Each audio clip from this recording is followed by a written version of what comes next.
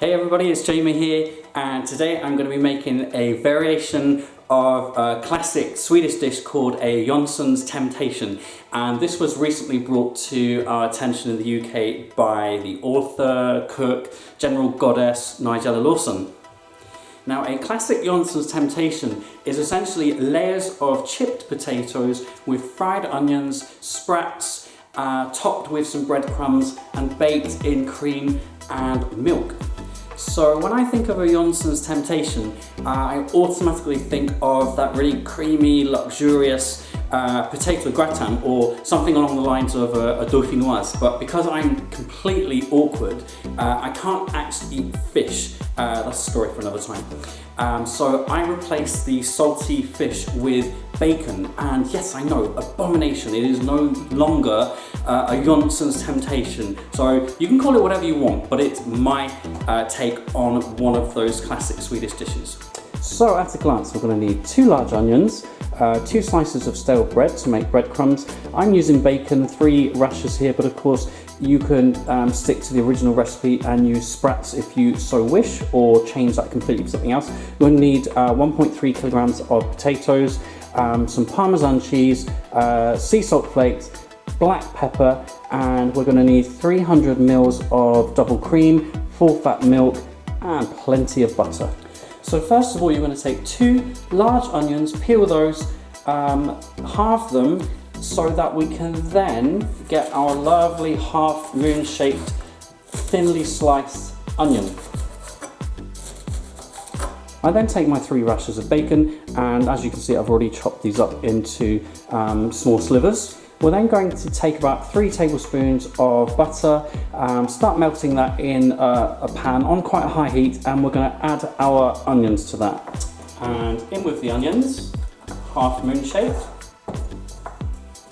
We're going to cook those on high, and as soon as they begin to soften, we're going to turn the heat right down and leave them for about 15 minutes, stirring every now and then to make sure they don't stick. And not forgetting, of course, a little bit of salt to season.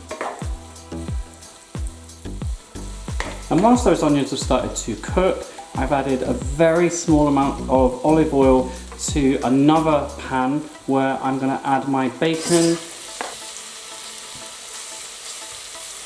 Whilst that's all cooking, we need 2 slices of stale bread. We're going to make our breadcrumbs, so you're going to need some sort of hand blender to chop that up. So we're just going to roughly tear that bread into the hand blender. It goes. There we go, and let's start blending. And just pulse a few more times. Et voila, breadcrumbs. Perfect. Right, so I've placed those breadcrumbs into a dish. I'm going to move those aside for now. Check on our bacon. Yeah, that looks great. I like mine nice and crispy, but I think that's perfect. So we're going to remove that now into another dish. I'm just checking our onions again. I've turned down the heat a little bit.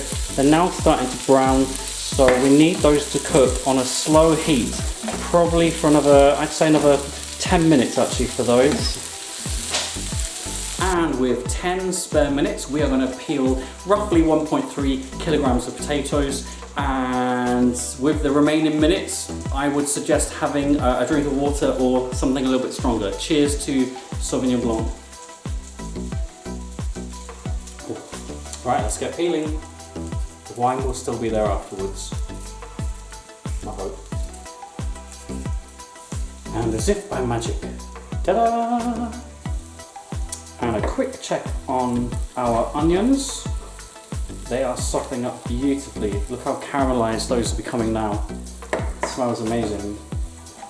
So you now need to start cutting your potato like so into sort of chip type sizes, or fries, probably a little bit bigger than fries actually. Or you could go on Amazon and spend 10 to 15 pounds and buy a chipper. Oh yes. And step 1, take said potato and place into the chipper, and with all your brute force and might, down we go. Amazing, look. Well worth the 10-15 pound on Amazon. Look at those bad boys and girls. Perfect. And in all the excitement, I forgot to preheat the oven. Obviously, a key component of cooking, baking something, is having your oven on. So you're going to need that on about 180 degrees Celsius. And as you can see, those onions have cooked down splendidly, so they are ready, lovely and soft. I'm just going to remove them to a separate bowl for now, ready to assemble our potato tower. Okay, so we are now ready to assemble. We have our chipped potatoes, some sea salt flakes, our cooked onion in butter, bacon, breadcrumbs, and here I've got 300 mils of full fat milk. My god, I can't remember the last time I had full fat milk. Plus 300 mils of cream, and into that I'm going to place about 3 tablespoons of parmesan cheese. Again, abomination. This is not what you would find in the original recipe. And we'll give that a quick stir. So the first thing we're going to do is to lightly grease our tray or dish, whatever you're using. And I'm using butter for this. We want to maintain that really lovely buttery, creamy taste to this dish. There we go. And now in with our first layer of chipped potatoes. We're going to have 3 layers in total. And with each layer we're going to season with some sea salt flakes and some black pepper. Next we are going to place some of our fried onion over the top, like so. Perfect.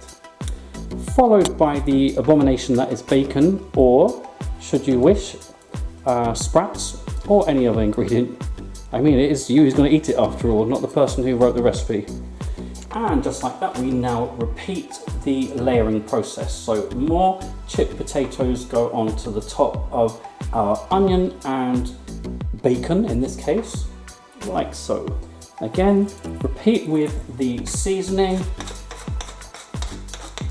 and the layering once again of our onion and your bacon or sprat or whatever else you may have tucked away up your sleeve. And one final layer of our chipped potatoes. We're nearly there.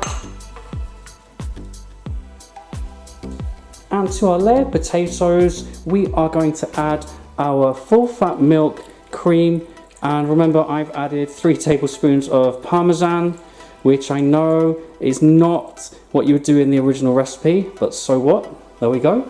I'm just going to gently push down on those potatoes to make sure as many as possible are covered in that lovely creamy mixture of full fat milk and cream, a little bit of cheese. It doesn't matter that they're not all covered, the top layer will be lovely and crispy and golden. There we go. One final pinch of sea salt and a grind of black pepper. Perfect. And we are now going to sprinkle on some of our breadcrumbs, as few or as many as you see fit. Would help it if I didn't get it all over the place. I think that's perfect amount for me. And finally, as if this isn't rich enough, we're going to add a few knobs of butter over the top, which is going to melt beautifully in the oven and help to create that golden crisp topping. And there you go. That's going to need about 50 minutes in our oven. Remember, we preheat that to about 180 degrees Celsius. And in the meantime, you can read a book, have a glass of squash, perhaps some wine. That's where I'm going. In you go, my beauty.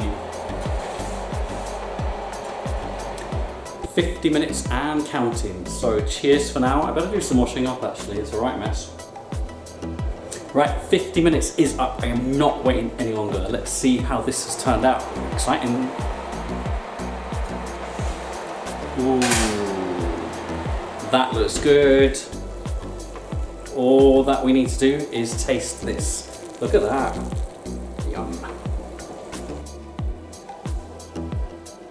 And finally, the all-important taste test. Let's have a go.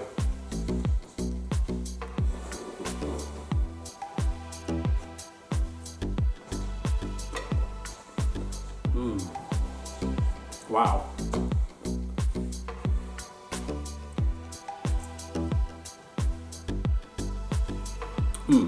That's really good.